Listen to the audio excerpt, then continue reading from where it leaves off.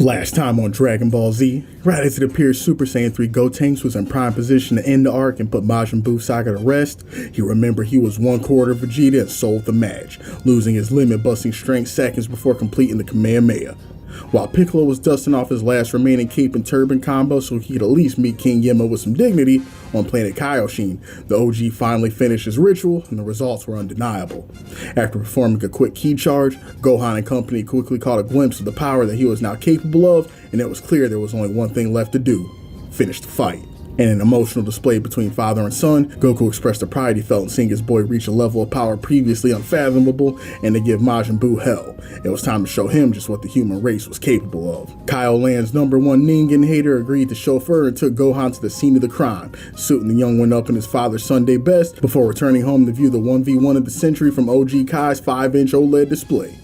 Taking the briefest of moments to breathe in the fresh air of home sweet home, Gohan made directly for Majin Buu's location, understanding that a microsecond could mean the difference between plans coming together or the end of the earth as they knew it.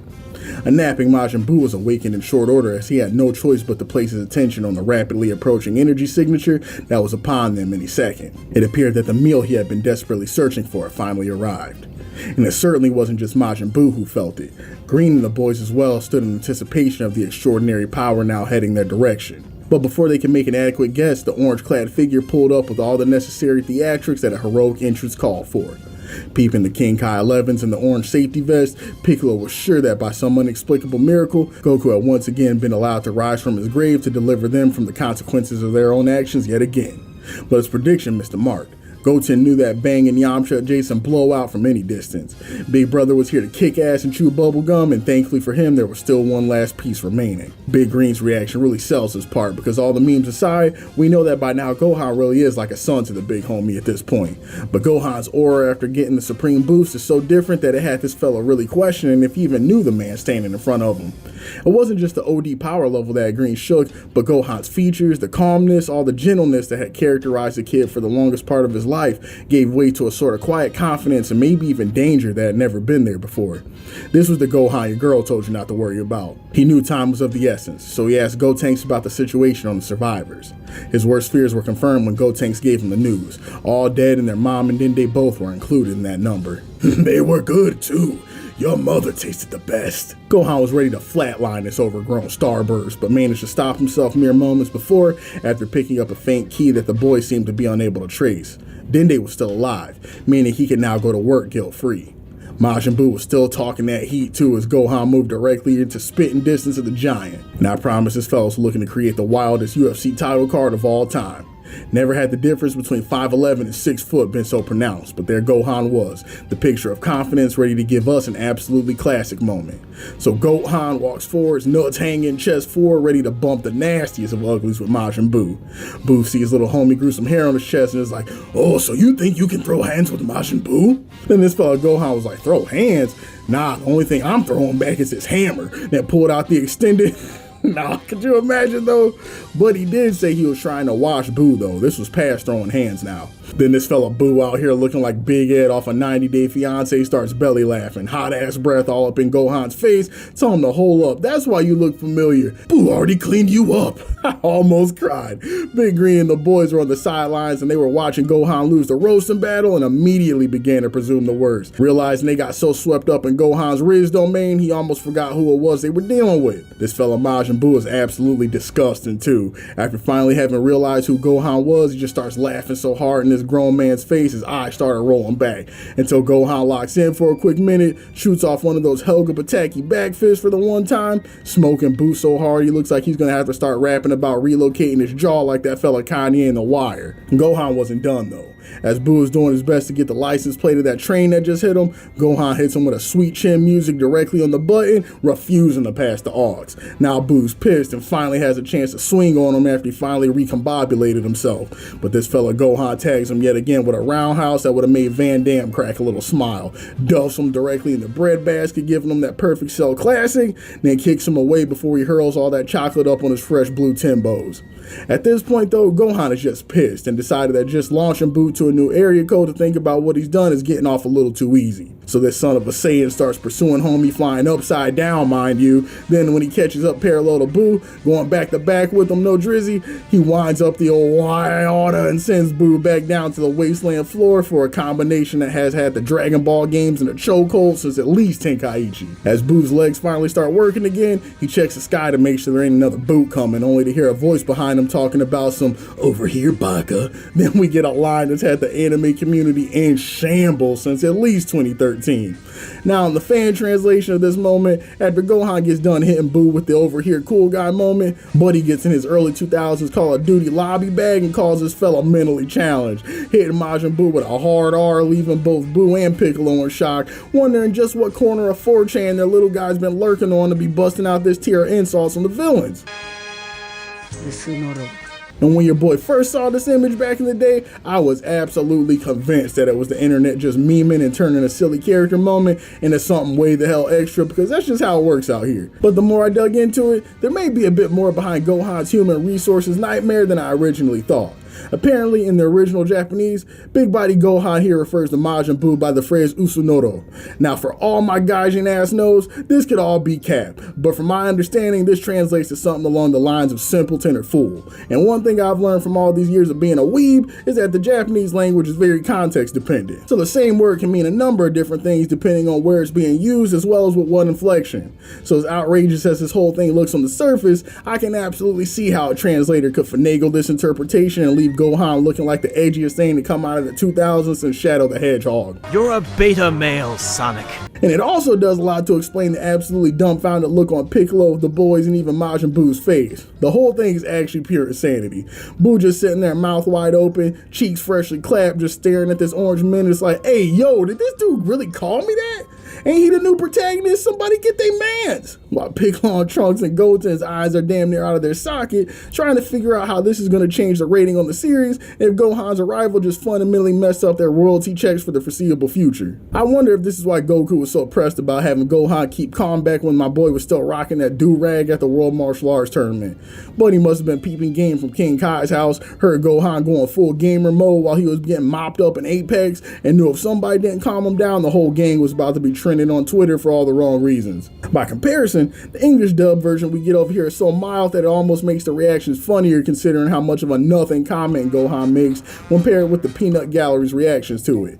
In our dub, after smacking Buu up some and preparing for his cool guy moment, Gohan hits us with the "nice day, huh?" To which Big Green Buu and company proceed to lose their minds like it's a super hot fire cipher. "Whoa, Gohan, tone it down there's kids in the room." Whole time he's sitting there smirking like a Discord mod who learned there's a lady in the room. The whole thing is wild no matter what language you experience it in, just happens to be for different reasons. One thing that remains universal though is that Buu did not like getting sunned by Gohan. After Buu expresses to the kid that he could feel his vibes increasing all the way here on Earth, he's none too pleased by the result and Gohan's very existence irks his nerves, so he decided a change was in order. Gohan had to throw one last cheap shot, reminding Buu that he knows better than anyone how boned he is, but Buu decided he would not be taking the chubby alone. Gohan kept his distance, initially peeping Buu's behavior and figuring he must be going through some kind of weird ki charge, which he wasn't all that worried about because at this point he knew however much Buu still had in the tank, he wasn't close to seeing the reserves he now had in the bank after the supreme boost. But as the seconds proceeded, something told Gohan that there was more at play here and Buu's eventual smile confirmed it. Once the realization hit, Gohan launched into the air with all the speed his air maxes would allow, made for Green and Company's location and hurries them into the air before they get caught up in Buu's send-off attack. As the wreckage was clearing, I know Gohan had to be sitting there like, man, if I had a nickel for every time a major villain attempted to self-destruct both of us in a world-ending blaze of pettiness, I'd only have 10 cents, but it's definitely super weird to happen twice. After Green's pride recovered from Gohan yoking him up like a bride being carted to her honeymoon, he thanked Gohan for the quick thinking and began wondering out loud if this is how Majin Buu was really going to go out. Not off the back of them learning a new attack or some beam struggle, but is blowing himself up in a mental collapse after getting caught a hard R. Gohan wasn't so convinced though. After blowing Buu's back out in even just a short time he was able to, he knows that he's capable of a much bigger, planet-ending explosion if he really wanted to go that route. That pink redacted was up to something, and Gohan was determined to figure out what. In the brief respite after Buu's explosion, Gohan gave his homies a lure of his power boost and needed to see if Piccolo would be game for popping on a blue wig to make good on his dad's promise. But that conversation too would have to go on the back burner, because everything was for naught without the Dragon Balls, and Gohan needed to confirm they still had that radar. Checking his hidden pocket, Big Green came in clutch and had the radar handy, safe and sound.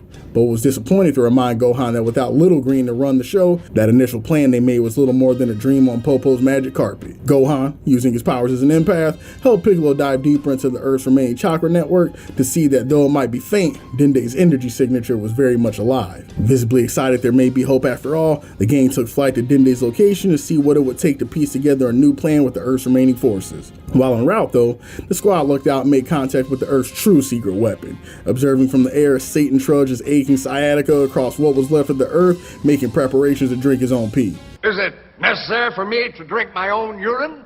Probably not.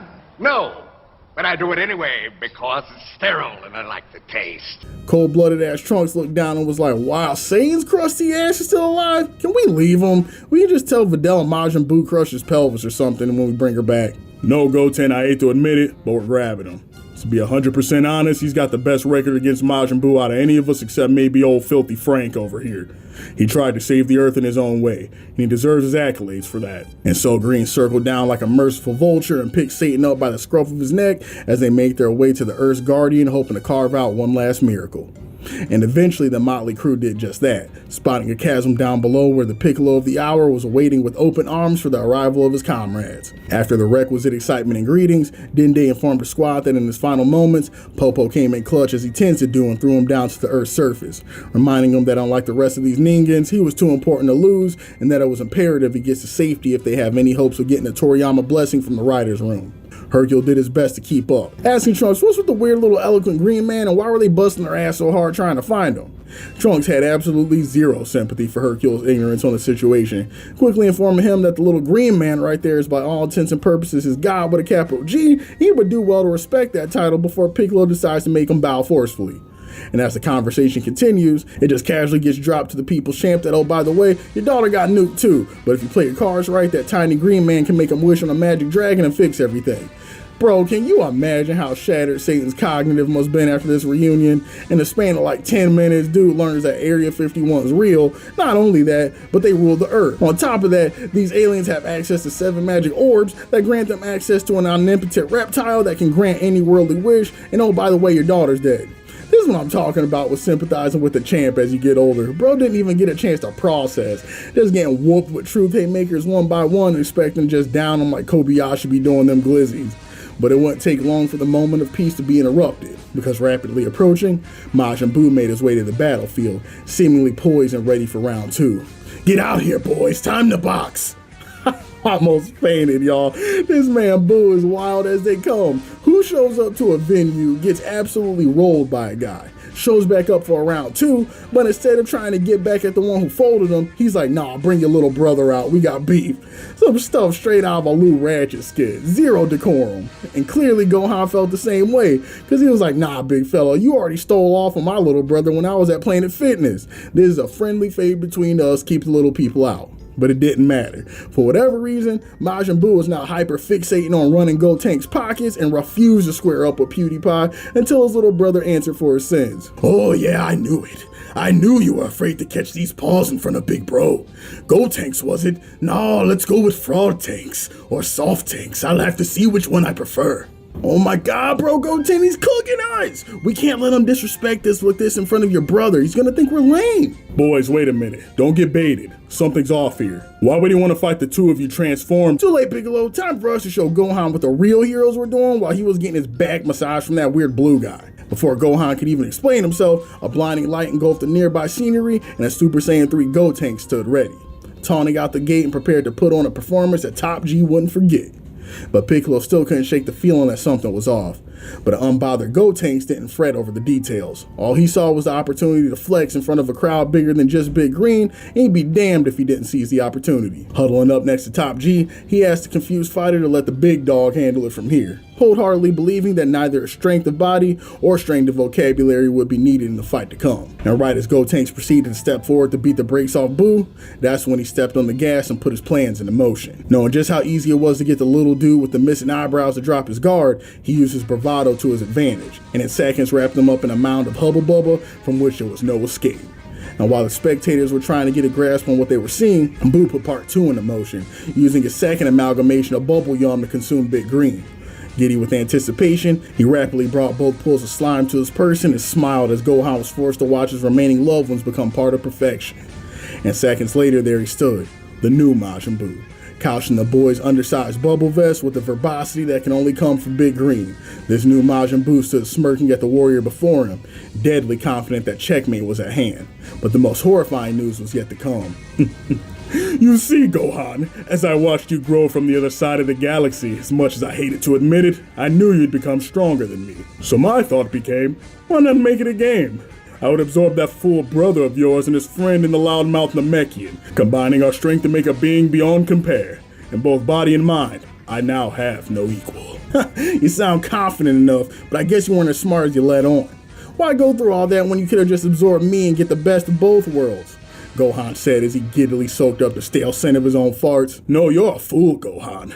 For what is this level of power with no one in the world left to test it on? You, young fool, will become my experiment. Please, try not to die too early. I want to enjoy myself. And here, with Boo's chilling proclamation, is where we'll call it. Tune in next time as the battle between Gohan and the newly fused Buu gets underway. Will Gohan be able to tap into his remaining reserves of power to curb the newly minted threat?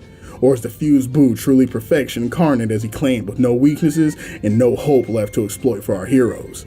Only one way to find out. Be easy, y'all, and catch you again in the next video.